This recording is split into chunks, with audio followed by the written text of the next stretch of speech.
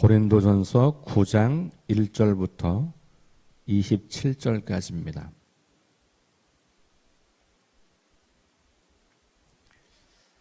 좀 긴 말씀이지요. 우리 9장 전체인데요. 우리 함께 말씀을 함께 봉독합니다. 내가 자유인이 아니냐, 사도가 아니냐, 예수 우리 주를 보지 못하였느냐, 주 안에서 행한 나의 일이 너희가 아니냐.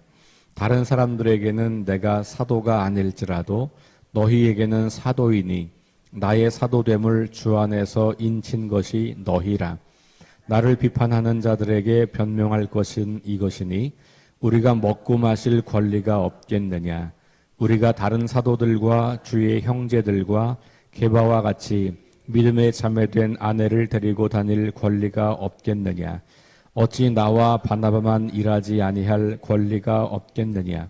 누가 자기 비용으로 군 복무를 하겠느냐. 누가 포도를 심고 그 열매를 먹지 않겠느냐. 누가 양떼를 기르고 그 양떼의 젖을 먹지 않겠느냐. 내가 사람의 예대로 이것을 말하느냐. 율법도 이것을 말하지 아니하느냐. 모세의 율법에 곡식을 밟아 떠는 소에게 망을 씌우지 말라 기록하였으니 하나님께서 어찌 소들을 위하여 염려하심이냐. 오로지 우리를 위하여 말씀하심이 아니냐. 과연 우리를 위하여 기록된 것이니 밭 가는 자는 소망을 가지고 갈며 곡식 떠는 자는 함께 얻을 소망을 가지고 떠는 것이라. 우리가 너희에게 신령한 것을 뿌렸은즉 너희의 육적인 것을 거두기로 과하다 하겠느냐. 다른 이들도 너희에게 이런 권리를 가졌거든 하물며 우리일까 보냐. 그러나 우리가 이 권리를 쓰지 아니하고 범사에 참는 것은 그리스도의 복음에 아무 장애가 없게 하려 함이로다. 성전의 일을 하는 이들은 성전에서 나는 것을 먹으며 제단에서 섬기는 이들은 제단과 함께 나누는 것을 너희가 알지 못하느냐. 이와 같이 주께서도 복음 전하는 자들이 복음으로 말미암아 살리라 명하셨느니라. 그러나 내가 이것을 하나도 쓰지 아니하였고 또 이 말을 쓰는 것은 내가 이같이 하여 달라는 것이 아니라 내가 차라리 죽을지언정 누구든지 내 자랑하는 것을 헛된 대로 돌리지 못하게 하리라. 내가 복음을 전할지라도 자랑할 것이 없음은 내가 부득불할 일임이라. 만일 복음을 전하지 아니하면 내게 화가 있을 것이로다. 내가 내 자의로 이것을 행하면 상을 얻으려니와 내가 자의로 아니한다 할지라도 나는 사명을 받았노라. 그런즉 내 상이 무엇이냐. 내가 복음을 전할 때에 값없이 전하고 복음으로 말미암아 내게 있는 권리를 다 쓰지 아니하는 이것이로다. 내가 모든 사람에게서 자유로우나 스스로 모든 사람에게 종이 된 것은 더 많은 사람을 얻고자 함이라. 유대인들에게 내가 유대인과 같이 된 것은 유대인들을 얻고자 함이요. 율법 아래에 있는 자들에게는 내가 율법 아래에 있지 아니하나 율법 아래에 있는 자같이 된 것은 율법 아래에 있는 자들을 얻고자 함이요.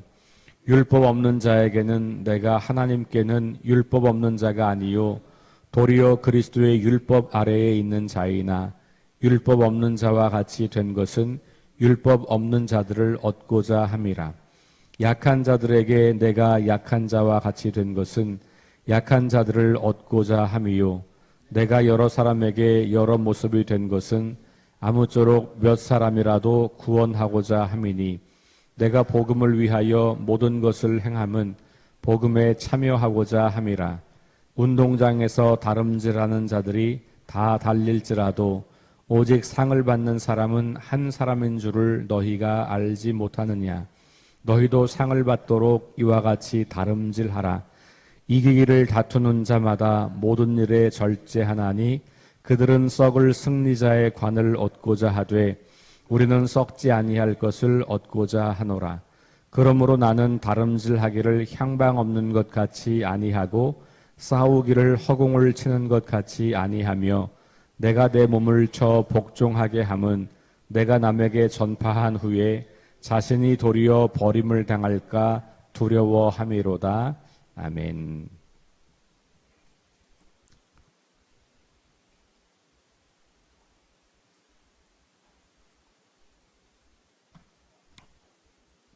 네, 오늘 9장 말씀을 함께 보셨는데, 특별히 이제 9장 말씀은 고린도 교회 안에 바울이 거짓 선지자다, 아니면 사도가 아니다라고 주장하는 사람들이 있어서 그들에 대한 자신의 변호를 하고 있는 내용이 주된 내용이에요. 처음 시작할 때 그래서 내가 자유인이고 내가 사도다라고 말을 하는 거예요. 그러니까 질문을 하는 것이죠. 내가 자유인이 아니냐? 나 자유인 맞다. 그 얘기예요. 내가 사도가 아니냐? 나 사도 맞다.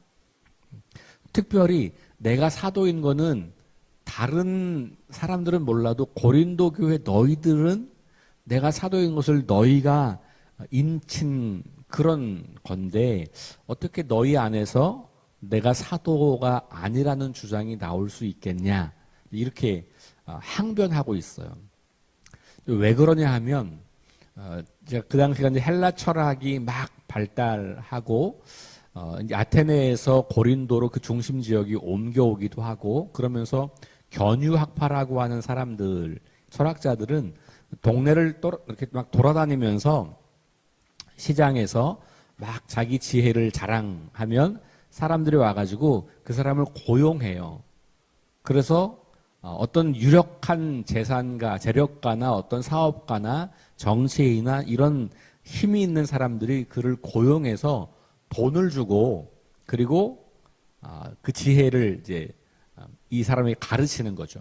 그래서 이 돈을 주고 산 그 사람이 얼마나 더 지혜로운 사람인지를 자랑하고, 이게 그 당시에 일반적인 문화였어요. 그러니까 거리에 나가서 뭔가를 주장하고 뭔가 지혜를 말하고 구원을 말하고 행복을 이야기하는 사람은 제대로 된 사람이라면 누군가가 고용해서 돈을 주는데 너 공짜로 하는 거 아니야. 아무도 너를 고용하지 않고 그냥 네가 사람 모아가지고 그렇게 막 속임수처럼 해가지고 사람들 꿰어서 그렇게 하는 거 아니냐라는 주장을 하는 사람들이 생긴 거예요.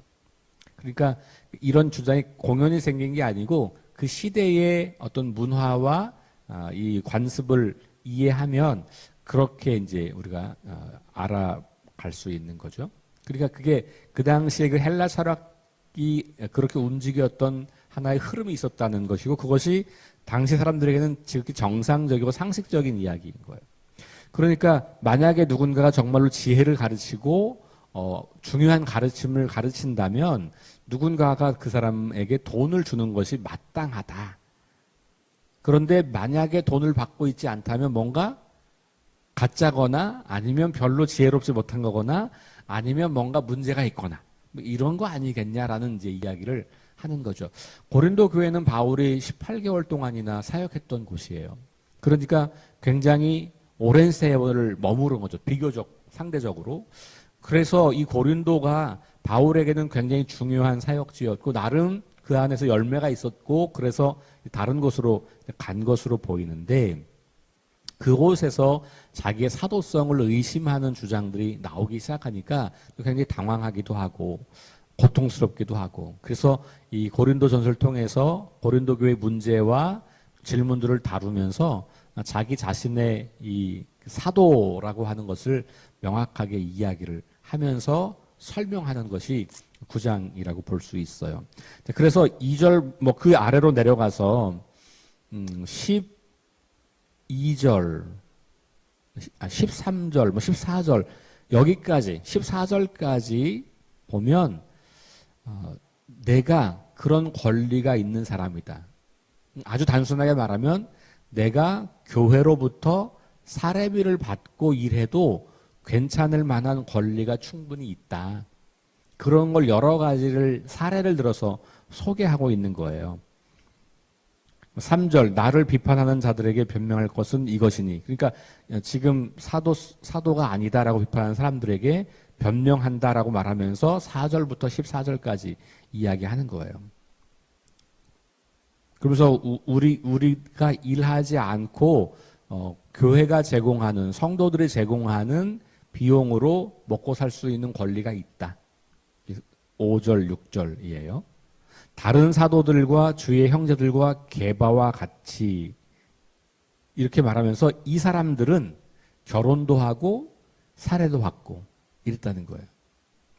그런데 나와 바나바만 일하지 않을 권리가 있겠냐?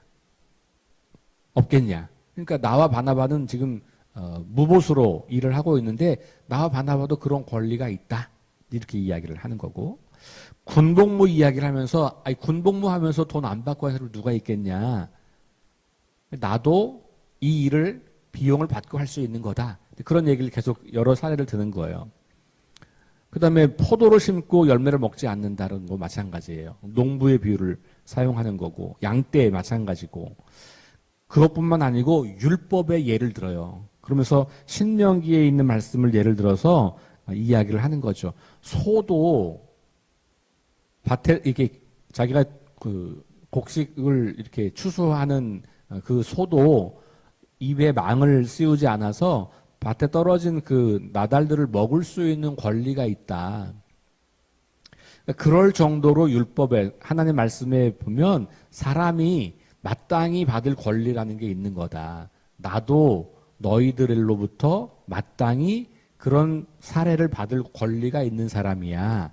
이렇게 주장하는 거예요. 그게 이제 14절까지 이어집니다. 그런데 12절에 보세요. 12절에 보면 다른 이들도 너희에게 이런 권리를 가졌거든 하물며 우리일까 보냐. 이런 얘기 뭐냐면 자신과 바나바처럼 이 고린도 교회를 위해서 희생하고 헌신하고 모든 것을 다 바쳐서 사역한 사람이 또 있겠냐.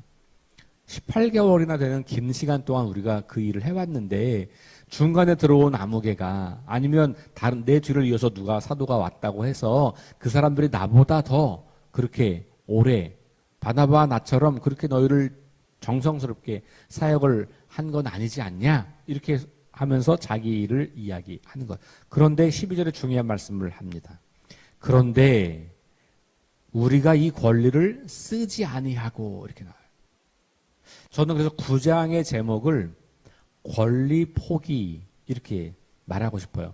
여기 제 성경에 지금 붙어있는 제목은 사도의 권리라고 되어 있어요. 근데 엄밀히 말하면 여기는 권리를 주장하려고 하는 장이 아니고 내가 이런 권리가 있지만 나는 스스로 이 권리를 포기했다. 이유는 복음을 위해서. 그 이야기를 길게 하는 거예요. 자, 12절에 그게 이제 나오는 거죠. 이 권리를 쓰지 아니하고 범사에 참는 것은 그러면서 뭐라고 그래요? 그리스도의 복음에 아무 장애가 없게 하려는 것이다. 자, 12절 중간 그러나부터 읽어볼게요. 그러나 시작. 그러나 우리가 이 권리를 쓰지 아니하고 범사에 참는 것은 그리스도의 복음에 아무 장애가 없게 하려 함이로다. 요게 바울의 마음이에요. 그리고 바울은 이런 마음으로 평생을 자비량 사역을 한 거예요. 그리고 그가 브리스길라와 아굴라와 같은 사람과 더불어서 이제 그 텐트 만드는 사람, 텐트 메이커죠. 그래서 가죽으로 뭐 작은 것도 만들지만 여러분들 지금 앉아 계시는 그 방석 같은 거 보면 이제 어떤 겉에가 가죽으로 이렇게 씌운 거잖아요. 뭐 인조든 뭐 천연이든 어쨌든 여러분 집에 있는 소파도 다 마찬가지죠. 그런 걸 만드는 것부터 시작해서 크게는 텐트를 만드는데 왜 텐트를 만드느냐? 여러분 올림픽 경기 아시죠? 올림픽 경기가 어디서 생겼어요? 그리스에 생겼잖아요. 근데 올림픽 경기 말고 그 지역마다도 그런 경기가 이때도 있었던 거예요. 이 고린도 지역은 이스트미아라는 경기가 2년마다 열렸어요. 한 번 열리면 한 달 정도 하는 거예요. 지금은 숙박시설이 잘 돼 있으니까 사람들이 그런 데 가려면 호텔 예약 가서 잡지만 이 시대는 그런 게 아니어서 천막을 치고 거기서 한 달을 머물면서 그 경기를 보는 거예요. 그러니까 이런 경기들이 지역마다도 있고 또 올림픽 같은 더 큰 경기도 있고 하다 보니까 그런 소요들이 계속 생기는 거죠. 그래서 이렇게 텐트 메이커로서의 삶은 자기 스스로가 계속해서 돈을 벌면서 다른 시간들을 이용해서 사역을 하는, 바울은 그렇게 사역을 했던 거거든요. 그러니까 바울에게는 내가 교회를 세우고 성도들에게 하나님 나라의 진리를 가르치고 하나님의 지혜를 가르치면 당연히 그 사람들이 나에게 뭔가를 사례를 주는 것이 내가 받을 수 있는 권리이긴 하지만, 그 당시 문화로 보면 권리이긴 하지만 난 그렇게 하지 않아. 이유는 복음을 전하는데 장애가 되지 않으려고. 그러니까 바울은 반대로 오히려 이야기하는 거죠. 자, 그러면서 13절에 또 이렇게 이야기해요. 성전의 일을 하는 이들은 성전에서 나누는 것을 먹고 제단에서 섬기는 이들은 제단과 함께 나누는 것을 너희가 알지 못하느냐. 요거 그 당시에 신전에서 일하는 모든 사제들과 그리고 그 신전을 관리하는 모든 사람들이 다 이랬던 거고, 구약에도 마찬가지죠. 구약 시대에도 예루살렘 성전에서 제사장으로서 일하는 사람들은 따로 밭이 없고 기업이 없잖아요.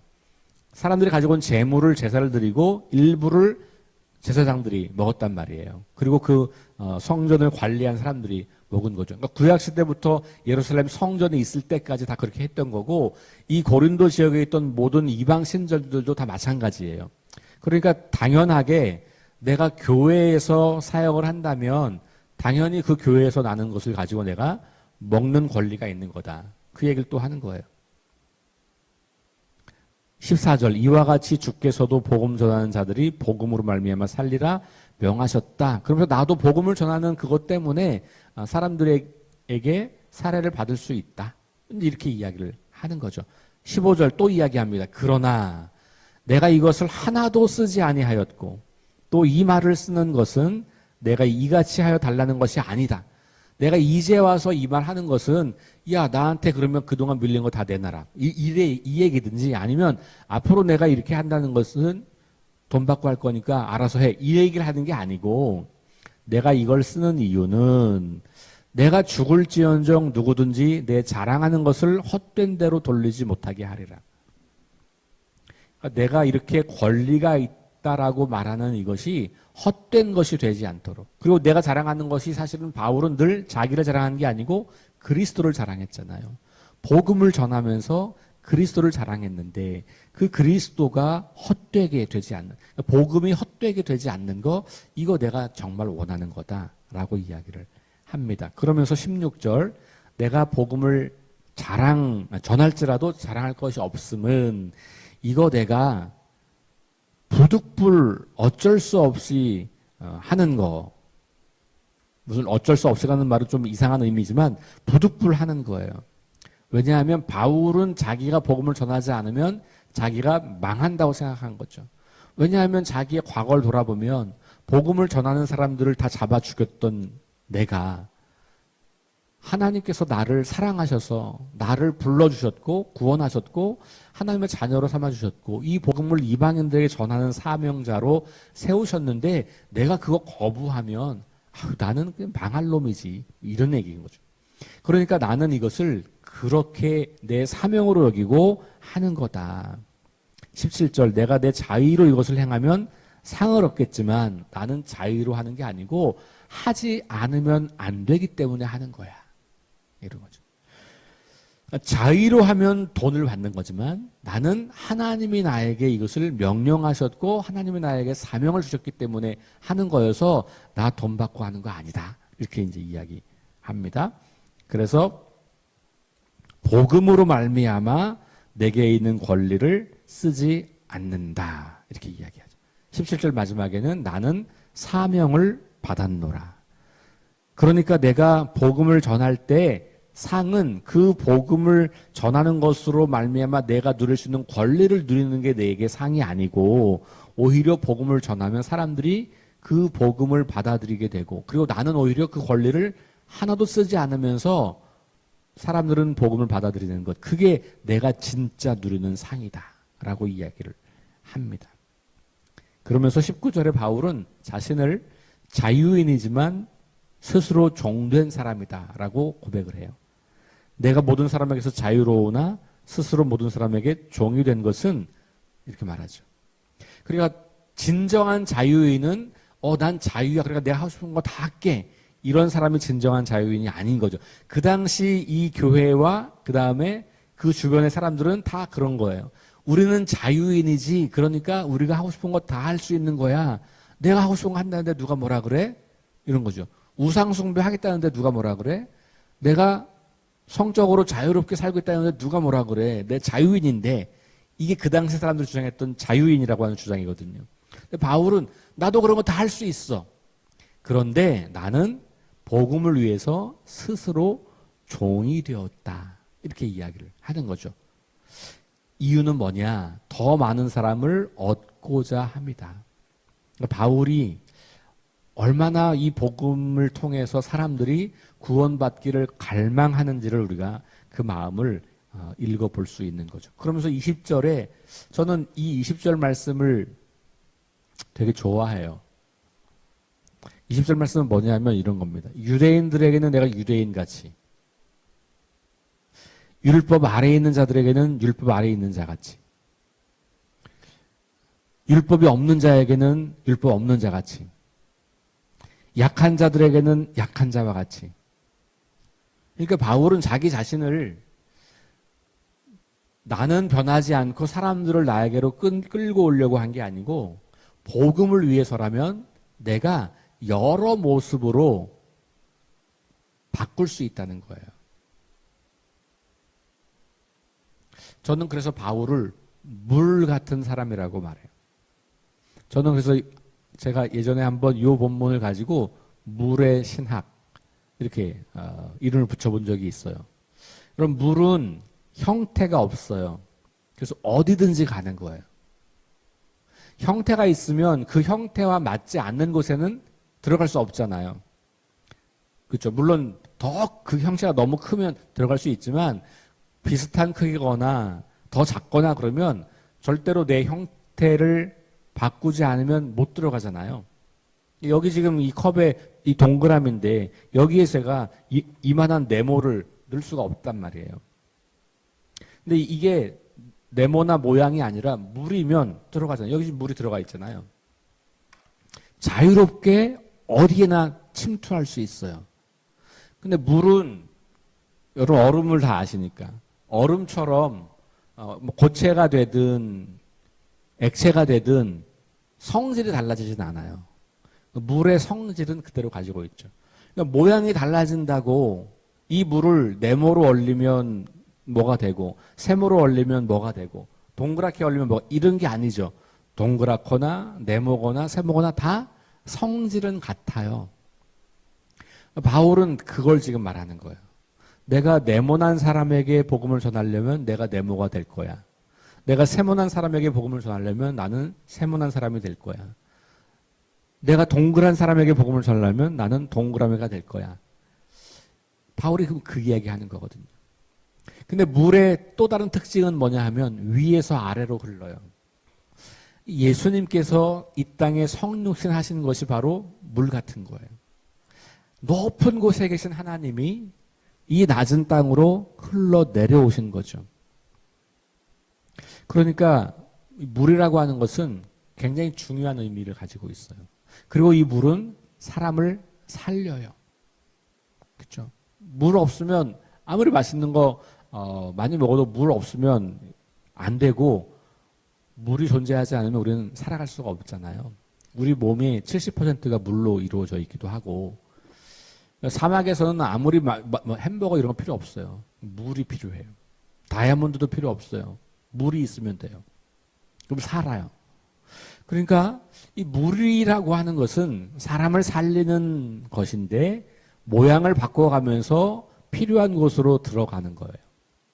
자기를 버리고 자기를 낮추고 가는 거죠.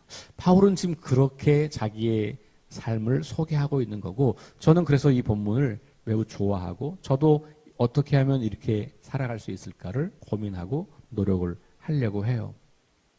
어떤 사람들은 보면 변한다 이렇게 말하지만 입장을 바꿨다 이렇게 말하지만 그땐 저랬는데 왜 이제는 이러냐라고 오해할 수 있지만 복음이 전해지는 일을 위해서라면 난 얼마든지 그럴 수 있다. 바울이 지금 그 이야기를 하는 거죠. 22절 마지막 부분을 읽어볼게요. 내가 여러 사람에게 여러 모습이 된 것은 아무쪼록 몇 사람이라도 구원하고자 합니다. 이게 바울의 마음이었고, 그래서 바울은 자기의 권리를 쓰지 않고 포기하면서까지 이렇게 사역을 했다. 그러면서 23절 이하로는 그 운동 경기 이야기하죠. 아까 말씀드렸던 이스트미아가 여기 2년마다 있었기 때문에 운동 경기가 늘 보던 거거든요. 이 운동 경기의 예를 들면서 나는 지금도 이 복음을 위해서 그렇게 열심히 달려가고 있다. 그리고 여러 사람들이 복음을 받아들이는 것뿐만 아니고 결국은 나 자신이 하나님께 받아들여지는 사람이 결국은 될 길을 바라는 마음을 가지고 있다라고 말하면서 나는 끝까지 이렇게 내 권리를 사용하지 않으면서 복음을 위해서 끝까지 달려갈 것이다 라고 하는 이야기를 하고 있죠. 사랑하는 여러분, 오늘 우리 새 한 주를 시작하고 또 새 날을 시작합니다.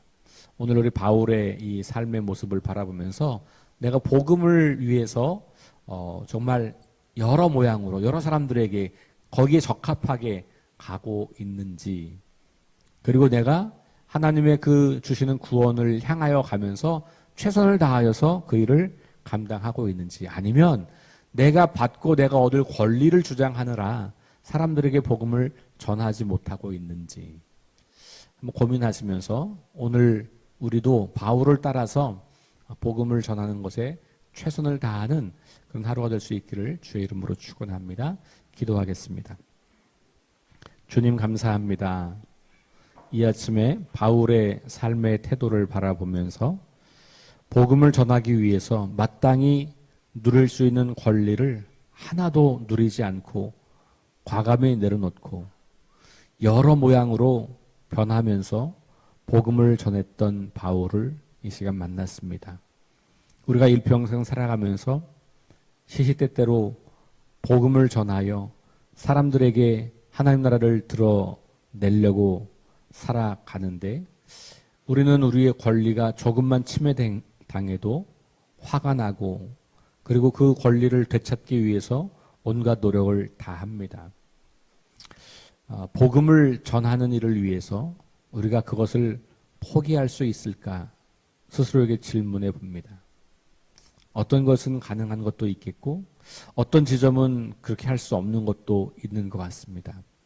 주님, 그 사이에 분별할 수 있는 지혜를 주시고, 그래서 우리의 일평생의 삶이 복음을 위해서 아름답게 쓰임받는 인생들 될 수 있도록 인도하여 주옵소서.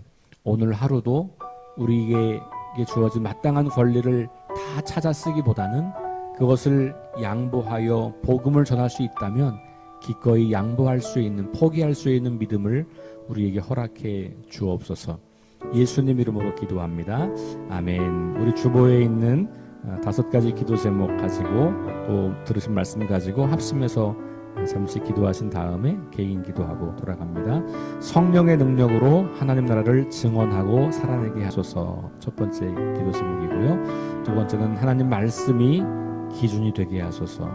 세 번째, 질병과 연약함으로 고통당하는 사람들을 치유해 주소서. 네 번째, 전쟁과 자연재해와 가난과 억압으로 고통당하는 지구촌 이웃들에게 은혜를 베푸소서. 다섯 번째, 다음 세대에게 하나님 나라 복음을 전수하게 하시고 우리 교회가 다음 세대가 왕성하게 일어나서 이 세대를, 이 교회를 이끌어갈 수 있는 그런 능력 있는 교회가 될 수 있도록 도와주십시오. 우리 함께 합심해서 기도합시다.